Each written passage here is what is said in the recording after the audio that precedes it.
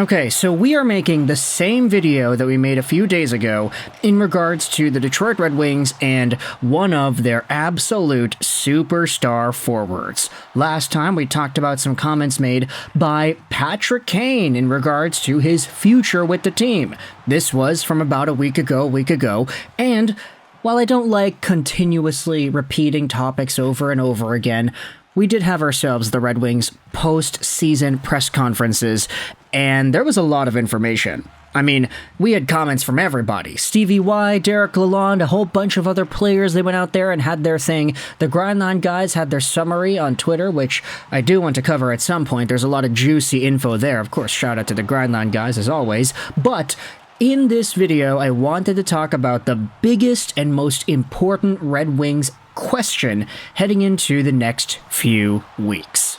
Now, this is going to be linked in the description. There is a 9-minute long video of Patrick Kane and his end-of-season media conference. It's going to be linked in the description if you want to listen to all 9 minutes of it.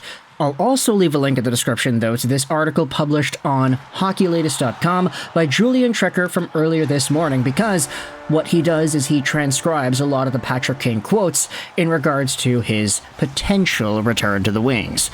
It's easier for me, it's easier for you. We can screenshot it, put it on the screen, and of course, you know, the information is the same, because if you listen to the video, it pretty much just says the same thing. So, what does Patrick Kane have to say about his time with the Wings and whether or not he will return? This is the comment out here. It was a great year. I have nothing but positive things to say about the organization, and obviously the opportunity from Steve and Newsy to give me a chance to come and play in the situations I was put in. I feel like I got a lot of opportunities to play in the top 6 in the power play and play with some great players. It was fun to be around the group and fun to be a wing and in this organization, and I'll definitely have some memories to last me a lifetime. Now, before we go over into the next comment, is anybody else looking at this and being like, yeah, no, there's pretty much like a finality feeling to that. You feel like everything's coming to an end. This is how you talk when you're going off into the sunset, right? Not that he's retiring anytime soon, but the way he says it, oh, yeah, it was fun to be around this group. It was fun to be a Red Wing. I'll have memories to last me a lifetime. I'm grateful for these guys, Stevie and Newsy, to give me these opportunities. Also, is it not great how Derek Lalonde's nickname has legitimately become Newsy at this point? Newsy Lalonde was a hockey player from like 100 years ago, so seeing the relationship there, that's kind of funny. But Patrick Kane is definitely not giving the fans anything to chomp at in regards to, oh, is he going to stay? Is he going to stay? Is he going to stay? No, it's like, yeah, I was happy to be here. Thanks, Stevie. Thanks, Newsy. I'm going to have these memories. They're lasting me a lifetime. Obviously, I'm a free agent and not under contract, Kane says, but I'm sure I'll explore the situation here and talk to my agent and go over everything and see what makes sense. I guess we'll kind of see what happens, and I'm sure my agent and Steve will have those conversations and kind of go from there. Okay, Kane. Yeah, okay, we'll see what happens, right? But, I mean, look, that entire lead-up, it's not looking all too great. Let's continue with the next comments over here. Everything is so fresh from the season being done, but I think that coming into this year, my decision was based on playing on a good team and where I thought I fit in well. Obviously, the comfort of playing with DeBrincat again was something I was looking forward to and really enjoyed that as well. But as the season goes on, you realize there's a lot of good players here.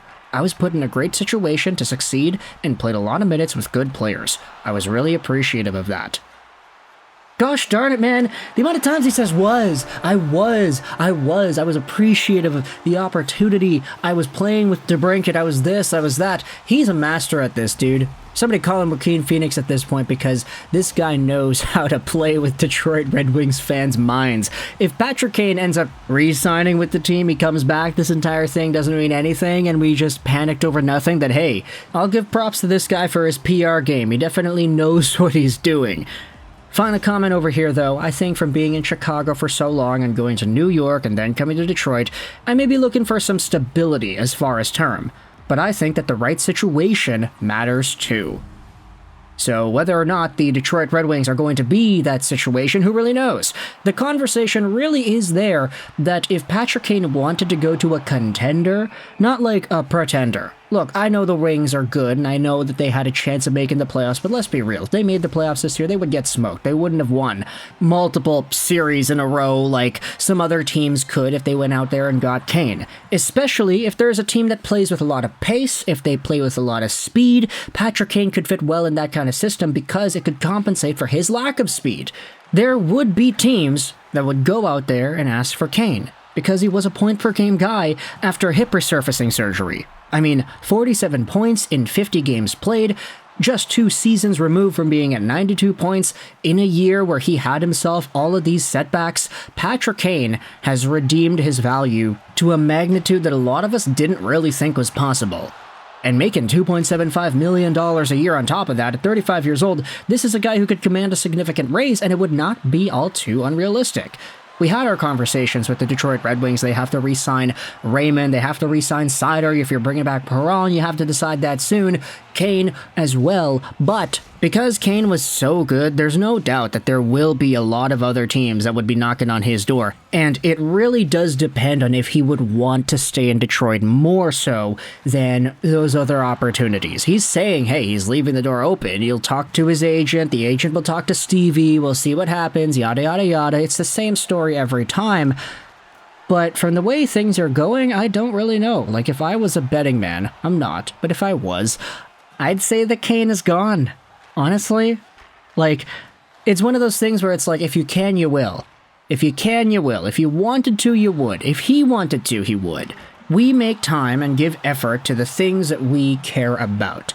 And if Patrick Kane wanted to come back to the Wings, then waiting this long to sign an extension, you know, not going out there and committing to anything, that's just giving a lot of Wings fans a ton of desperation. You know, who knows? Maybe at the end of the day, Patrick Kane is only set on staying in Detroit, but he's only saying all this just to get his dollar amount up. Like, maybe that's a total possibility too. It would not be the first time something like that has happened in the NHL. I'm thinking about Elias Pettersson, like, just a few months ago. He went out there and was like, yeah, I wanted to stay here. Of course I did. But I couldn't tell that to you guys in the media because you guys would run with it and I couldn't get as much money. Like, it was pretty obvious once it was done, but in the midst of everybody not knowing, that's when everybody gets scared. Because, hey, what's the biggest fear that exists to mankind? It's not a fear of spiders, it's not a fear of heights, it's a fear of the unknown. It's the fear that we don't know, and even more so when we have no control over it. The Wings may not even have a say in this. If Patrick Kane really wants to leave, he's doing all the lip service, he's talking to the media, he's saying his thing, but he just, you know, wants to leave. That's it.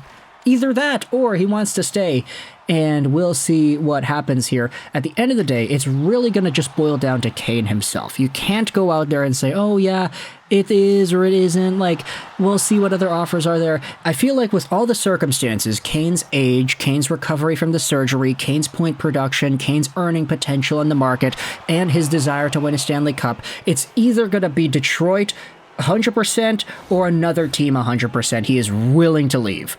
Because I don't see Patrick Kane having a list of options. Let's say he's got an offer from New York, he's got an offer from Boston, he's got an offer from Detroit, he's got an offer from whatever else team. I don't see him looking at all these options and pining and thinking about it. Oh, do I want to go here? Do I want to go there?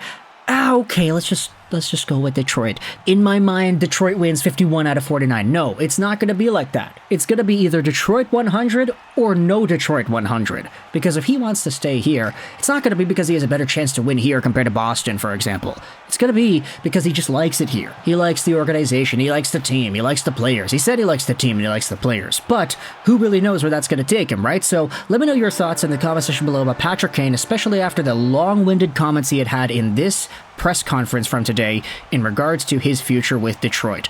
Article and video will be linked in the description if you want to go ahead and listen to that. But for now, let me know your thoughts in the comments section. What are your opinions about Patrick Kane? I hope you enjoyed this video.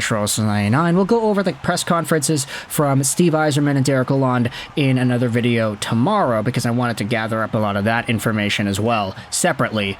And bye.